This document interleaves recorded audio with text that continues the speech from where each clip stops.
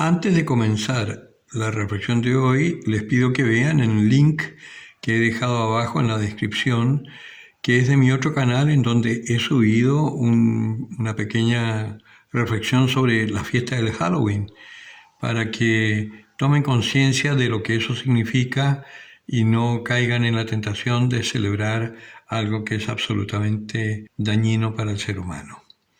Bien, y ahora sí. Buenos días.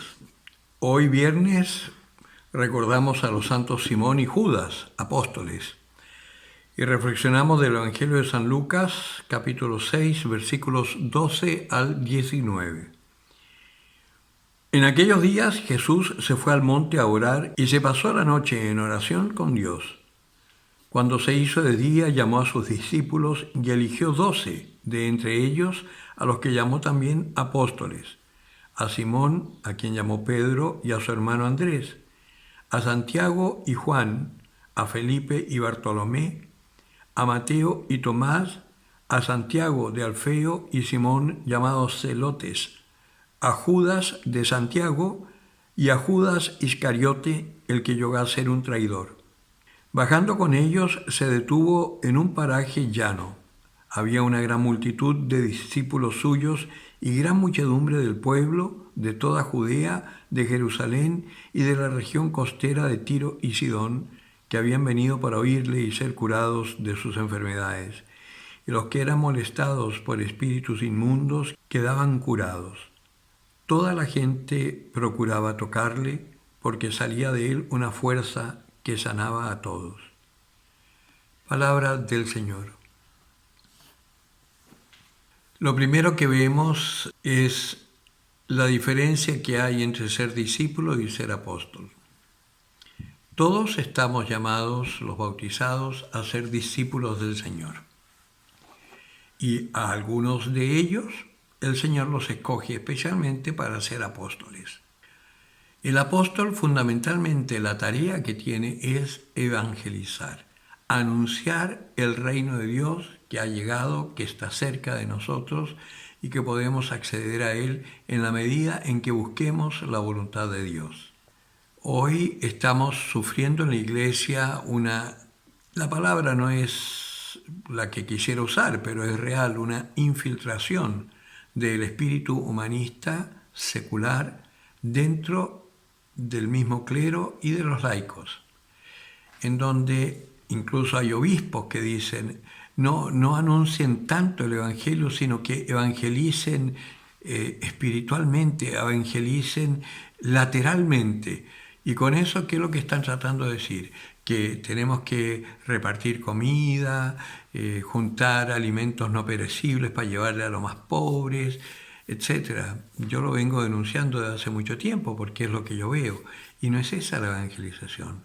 Yo recuerdo cuando fue la pandemia que se abrieron las iglesias para acoger en el invierno a los que estaban sin techo, todos los inmigrantes y algunos mendigos chilenos también, los menos.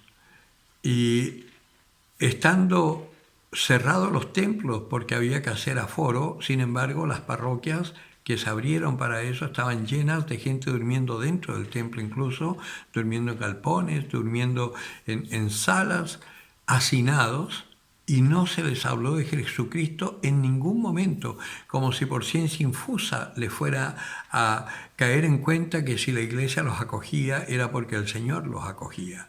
Lamentablemente somos tan mundanos que no se nos ocurre pensar que cuando nos pasa algo bueno es porque Dios lo está procurando y no por la buena suerte o por la bondad de los que nos realizan el bien. Porque esa es la verdad. Acá nosotros vemos en el Evangelio que el Señor no hace acepción de personas, escoge de entre sus discípulos a unos pocos para ser apóstoles.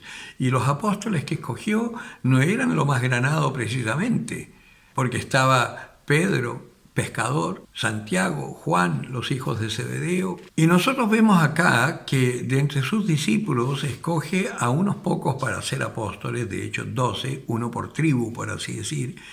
Y si vemos los nombres, no son ningún dechado. Lucas, el evangelista, por ejemplo, no estaba elegido en estos, que Lucas era un médico, era un hombre un poco más culto. No, Pablo tampoco estaba dentro de estos, Pablo se convierte después. ¿A quiénes elige? Pescadores, agricultores, incluso a Judas Iscariote, que llega a ser un traidor.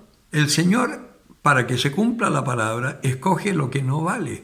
Por eso, si tú sientes el llamado a evangelizar, a ser un apóstol del Señor, no te mires a ti mismo. Si yo me hubiese mirado a mí mismo cuando me dijeron que me mandaban en un equipo a evangelizar al sur de Chile, a la ciudad de Los Ángeles, estuve en Los Ángeles y en Santa Bárbara, que fue mi primera misión, si yo me hubiese mirado a mí mismo, yo en esa época todavía ni siquiera salía de mis vicios.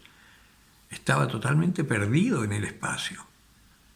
Después de haber tenido un tiempo de orientalismo en mi búsqueda del Señor, yo me acuerdo cuando evangelizaba con una catequista, una mujer maravillosa, Matilde se llama, ahora ya es anciana, ya no está evangelizando, pero era una mujer de una fuerza, viuda, consagrada al Señor en su viudez, y era la responsable del equipo donde yo evangelicé. Y después ella me decía, oye, dijiste una herejía. Claro, yo hablaba, pero hablaba de acuerdo a lo que yo sabía y lo poco que había ido conociendo de la iglesia. Yo empecé a evangelizar a los 5 meses de haber entrado en la iglesia, no tenía idea. Y el Señor, sin embargo, me eligió para eso.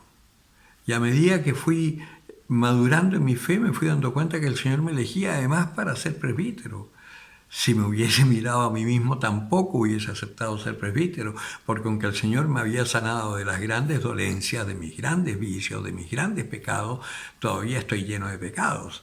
Entonces, si fuera que había que esperar para ser impecable o para ser una gran persona, es decir, yo todavía estaría esperando, porque de gran persona no tengo nada.